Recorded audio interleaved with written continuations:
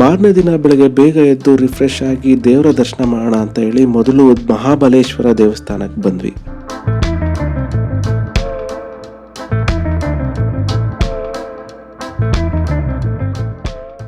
Q ಸ್ವಲ್ಪ ದೊಡ್ಡದಾಗೆ ಇತ್ತು. ದೇಶದ ವಿವಿಧ ಭಾಗಗಳಿಂದ ಎಲ್ಲ ಜನ ಇಲ್ಲಿಗೆ ಬಂದಿದ್ರು ದರ್ಶನ ಮಾಡೋದಕ್ಕೆ.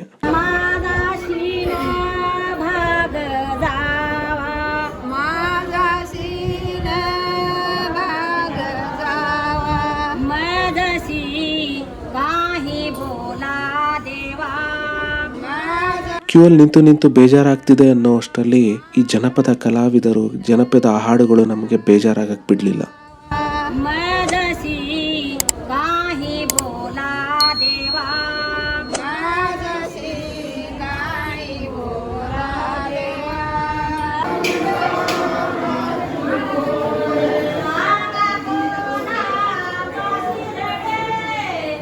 ಮಹಾಬಲೇಶ್ವರ ಅಂದರೆ ಶಿವಲಿಂಗದ ದರ್ಶನ ಇಲ್ಲಿ ಈಗಿರುತ್ತೆ ನೋಡಿ.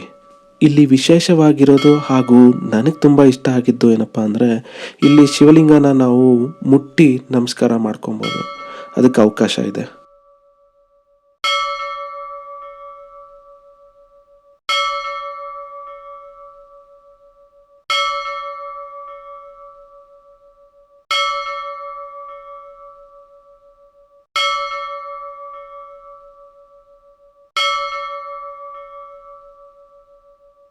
ಮಹಾಬಲೇಶ್ವರನ ದರ್ಶನ ಮುಗಿಸಿದ ನಂತರ ನಾವು ಮಹಾಗಣಪತಿ ದರ್ಶನ ಮಾಡೋದಕ್ಕೆ ಹೊರಟ್ವಿ. ರಾವಣ ತನ್ನ ತಾಯಿಗೋಸ್ಕರ ಆತ್ಮಲಿಂಗನ ಶಿವನಿಂದ ಪಡ್ಕೊಂಡಿದ್ದು, ಗಣೇಶ ಬಾಲಕನಾಗಿ ಬಂದು ಆ ಶಿವಲಿಂಗನ ಈ ಗೋಕರ್ಣದಲ್ಲಿ ಪ್ರತಿಷ್ಠಾಪನೆ ಹಾಗೆ ಮಾಡಿದ್ದು, ಆ ಕಥೆ ಎಲ್ಲ ನಿಮಗೆ ಗೊತ್ತಿರುತ್ತೆ. ಸೊ ಈ ದೇವಸ್ಥಾನ ಬಂದು ಆ ಮಹಾಗಣಪತಿದು. ಇಲ್ಲಿ ಈ ಥರ ವಿಶೇಷವಾದ ಪುಷ್ಪಗಳನ್ನು ಹೂಗಳನ್ನು ಮಾರ್ತಿರ್ತಾರೆ. ಗಣಪತಿಗೆ ಇಷ್ಟ ಅಂತ ಕಾಣುತ್ತೆ. ನಿಮಗಿಷ್ಟ ಆದರೆ ನೀವು ಇದನ್ನು ಸಮರ್ಪಿಸ್ಬೋದು.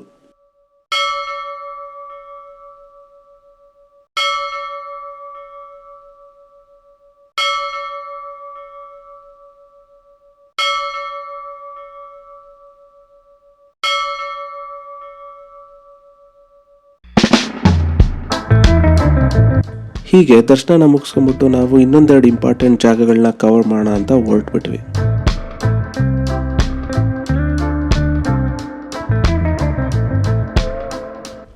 ನಾವೀಗ ಪ್ಯಾರಡೈಸ್ ಬೀಚ್ ಕಡೆ ಹೋಗ್ತಾ ಇದ್ದೀವಿ. ನಾವಲ್ಲಿಗೆ ಹೋಗಿ ರೀಚ್ ಆಗಬೇಕು ಅಂದರೆ ಈ ಕಾಡೊಳಗಡೆ ಸ್ವಲ್ಪ ಟ್ರೆಕ್ಕಿಂಗ್ ಕೂಡ ಮಾಡಬೇಕು.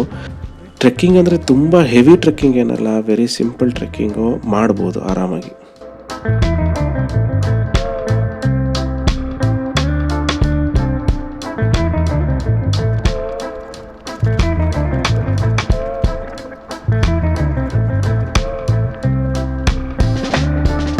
ನೋಡಿ, ಇದೇ ಪ್ಯಾರಡೈಸ್ ಬೀಚು. ಇದು ತುಂಬ ಕ್ಲೀನಾಗಿದೆ ಆ್ಯಂಡ್ ಕ್ರೌಡ್ ಅಂತೂ ತುಂಬ ಮಿನಿಮಲ್ ಆಗಿದೆ. ಇಲ್ಲಿ ಫುಡ್ ಕೂಡ ಸಿಗುತ್ತೆ, ಲಂಚ್ ಎಲ್ಲ ಇಲ್ಲೇ ಮಾಡ್ಕೊಬೋದು, ಹಾಗೂ ಅಕಾಮಿಡೇಷನ್ ಕೂಡ ಇದೆ. ಇಲ್ಲಿ ಬೀಚ್ ಹೌಸ್, ಟೆಂಟ್ ಹೌಸ್ ಎಲ್ಲ ಸಿಗುತ್ತೆ.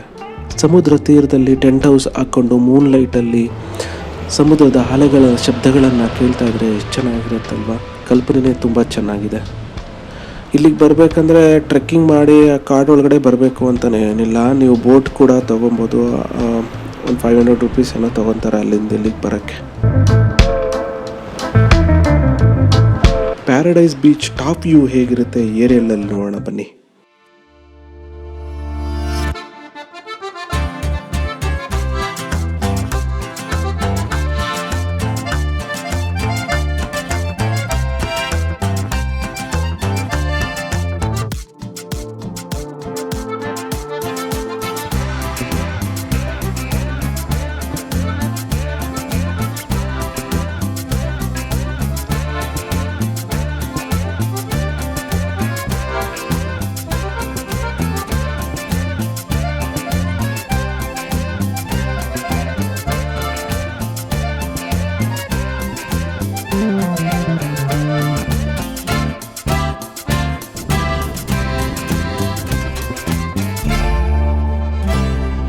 ನೀವಿನ್ನೂ ಸ್ವಲ್ಪ ಅಡ್ವೆಂಚರಸ್ ಇದ್ದೀರಾ ಅಂದರೆ ಇಲ್ಲಿಂದ ಇನ್ನೊಂದು ಬೀಚ್ಗೆ ಹೋಗ್ಬೋದು. ಅದು ಹಾಫ್ ಮೂನ್ ಬೀಚ್ ಅಂತ.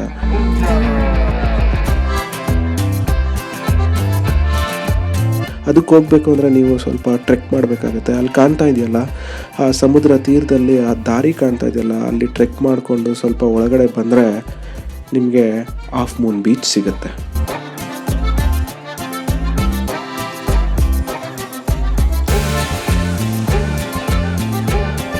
ನೋಡಿ, ಇದೇ ಹಾಫ್ ಮೂನ್ ಬೀಚ್. ಇಲ್ಲಿ ಇನ್ನೂ ಕೂಡ ಕ್ರೌಡ್ ಕಡಿಮೆ ಇರುತ್ತೆ. ಸೊ ಅಕಾಮಡೇಷನ್ಸ್ ಕೂಡ ಇರುತ್ತೆ if you want to stay over night.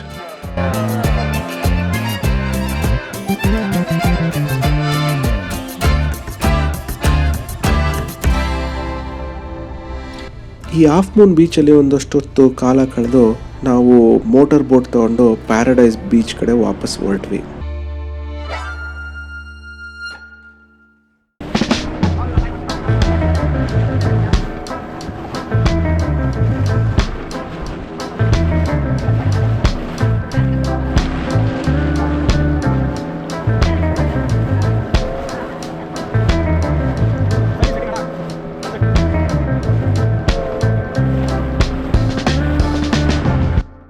So we are reaching back Paradise Beach. Paradise ಬೀಚಿಂದ ವಾಪಸ್ ಟ್ರೆಕ್ ಮಾಡಿಕೊಂಡು ಬೈಕ್ ಹತ್ರ ಹೋಗಿ ರೆಂಟಲ್ ಬೈಕ್ನ ಗೋಕರ್ಣದಲ್ಲಿ ವಾಪಸ್ ಮಾಡಿ ಬೆಂಗಳೂರು ಬಸ್ ಹಿಡಿದ್ವಿ. ಸೊ ಹೀಗಿತ್ತು ನಮ್ಮ 2 ದಿನದ ಗೋಕರ್ಣದ ಪ್ರವಾಸ.